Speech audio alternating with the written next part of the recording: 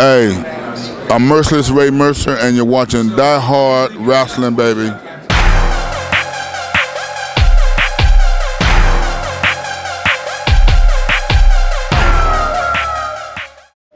We're here at the MMA Expo with one of the all-time heavyweight greats, Merciless Mercer. Thank you for being here. Tremendous opportunity. Now, you're a former WBO heavyweight champion, an Olympic gold medalist. How do you reflect on your career that's been so decorated? I just dedicated to hard work, man, and you know what I'm saying, I'm a family man, and you know, my family's been there supporting me, and you know, it's just one of those things where, you know, you just try to get out there and you do the best you can, and try to live life the way you're supposed to live it. And I've been fortunate in the ring, man, and I've been blessed. Now, I remember the 12 rounds that you went, slugfest with Burt Cooper, the one-punch knockout and on Damiani where you won the WBO title, the brutal beating that you commenced on Tommy Morrison. Is it safe to say that you're in the business of knocking motherfuckers out? Well, you know what? Yes, I would say it's safe to say that I'm in the business of knocking motherfuckers out. That's what I do, is knock motherfuckers out. I love it. Let me ask you a question. You fought Tommy Morrison. Did he try pulling any of that bullshit that he learned in Rocky V? Well, you know, he showed up, and the guy, he was actually whooping my ass for 3 rounds. I mean, he hit me harder than I've ever been hit before for 3 rounds, the guy did. But, you know, he made the fatal mistake of breathing hard at the end of the 3rd round in my ear, and that set me off right there. And I hit him. When I started hitting him, I hit him 16 straight times. I just didn't want the guy to hit me no more. He was hitting me. I was farting in the ring. He was hitting me to the body. Now, let me ask you a question. The fight with Larry Holmes, I mean, you had the opportunity to fight Michael Moorer at the time, then you decided to go with Holmes. You regret the decision and the opportunities you might have lost after going into that fight? You know what? I was so hyped back then, and you know, having the title and knowing that I'm going to, you know, be the champion for a while and all this, that I really didn't look at everything I was supposed to look at as a fighter. I should have fought Michael Moorer and kept my belt, you know, and I know I would have beat Michael Moorer. Larry Holmes, he's just a little slick. He's an older guy. You know, he's my idol. He's an older guy. He's a slick guy. He taught me how to fight. Michael Moorer definitely been an easier fight for me, and that's the fight that I should have took. I might still have my title right now today. You know, regardless of what happened in that fight, you sprung right back up. You fought the greatest heavyweights of your era, Holyfield, Lewis, Klitschko. How do you feel about the heavyweight scene today in 2010? Today, I mean, we got fighters out there. I think all the trainers now, the problem is all our trainers are training Russians now. They got the money, they're training Russians, and our amateur trainers are not getting the proper training that they should be getting from our top trainers. And, you know, that's the reason why when I finish, I'm going to start training fighters so we can get some champions back here in the United States. And that's been the problem. I think the trainers need to rededicate themselves to the American amateur boxing program, and let's get this thing back on the road. How do you feel about there being multiple titles for heavyweight champions, unified champions? What about one belt, the best heavyweight wins? Well, I believe in maybe 3 belts, like the IBF, the WBO, the WBA, those are all top belts, and the IBO and the OFA, I don't even know, those alphabet soup. You know, those right there, you know, it's good for some people because they can get a title easier, you know. You spread the wealth around a little bit. So I don't think it's that bad, but it should be one champion. It should be just one champion with all the belts. And right now, Klitschko and his brother has the titles. One has 2 and one has 1, and they vowed they would never fight each other. So, you know, it will never be like that again unless America can go over there, and I'd like to be the one to go over there and whoop them motherfuckers' ass and bring the shit back home. But I'm the motherfucker I will pay to see that. And I'll take you with me over there, and we go over there and bring that motherfucker back home. Just for that alone will be enough motivation for me to go over there and just fight a motherfucker like a man and whoop Klitschko. I mean, I fought him the first time. I didn't prepare for him. I didn't lift any weights. I didn't know he was going to be that strong. This time would be totally different. Now, you turned pro back in '89, still fighting now in 2010.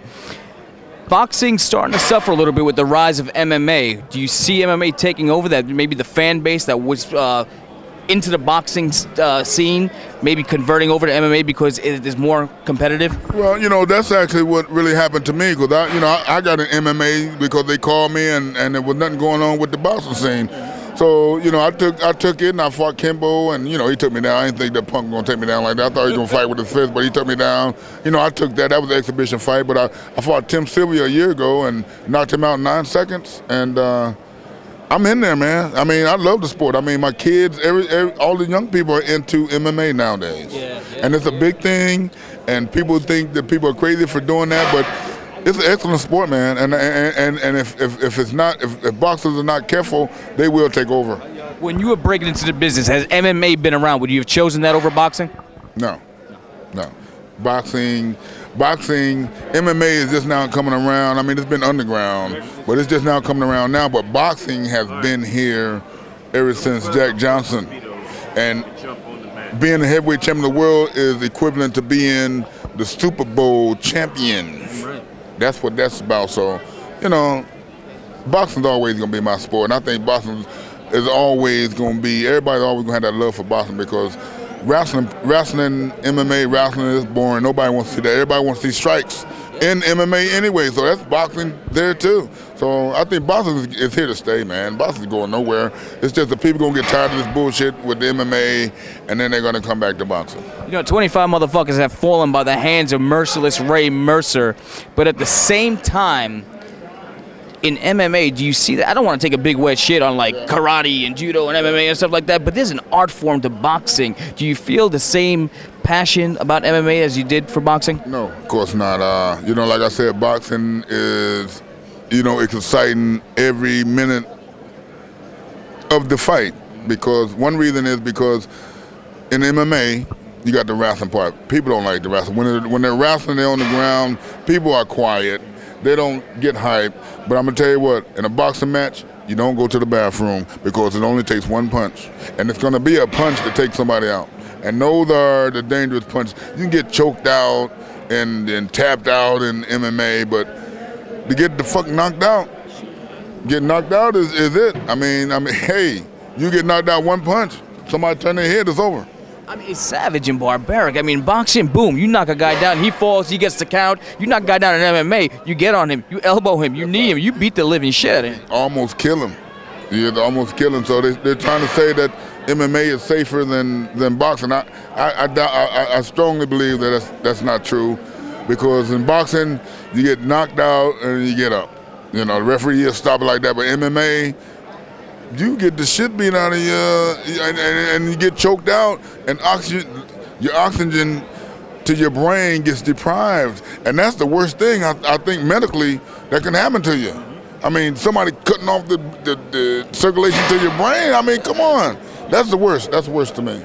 You know, with your discipline in boxing, is all in the motion. I mean, did it throw you off course the first time that you got into MMA, where you go in there as a boxer, like, this motherfucker's kicking me, wait a minute? Yeah, I mean, you know, that always played the effect. It made it rougher for me in the dressing room and, you know, the night before the fight to prepare, because you don't know what the hell they expect. Yeah.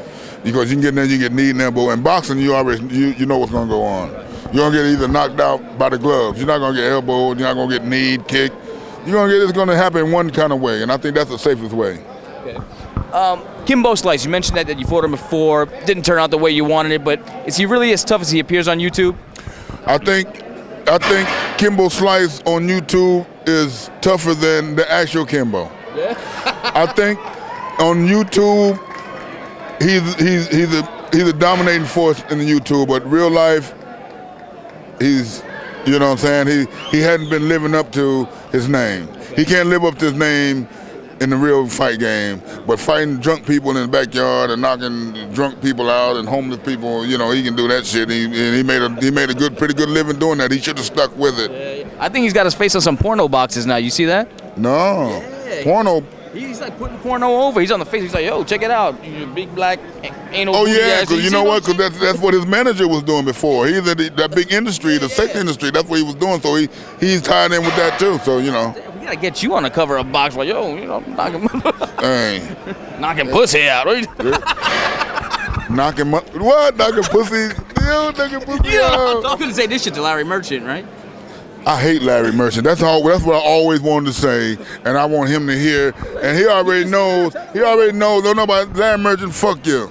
You're the reason why all the titles are going out of the states, and you let the Russians come over here, and you supported them. You did all that.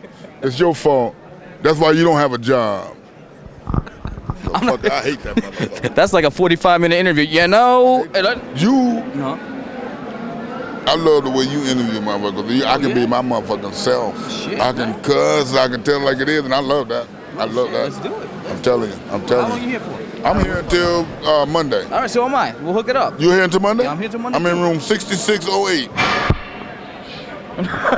I'll be going by the time they get this. Yeah, right. Yeah, go in there, sniff the bed sheets, you right. nasty motherfuckers.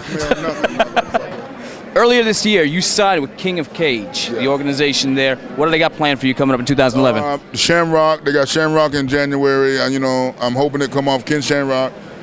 Ken Shamrock, I'm going to kick your ass. I ain't James Toney. I ain't talking shit. And I done knocked Tim Sylvia. Ask him. I'm coming after you.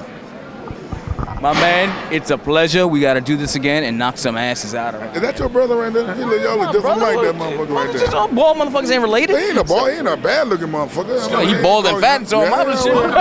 We all bald and motherfucking. Can you dig it?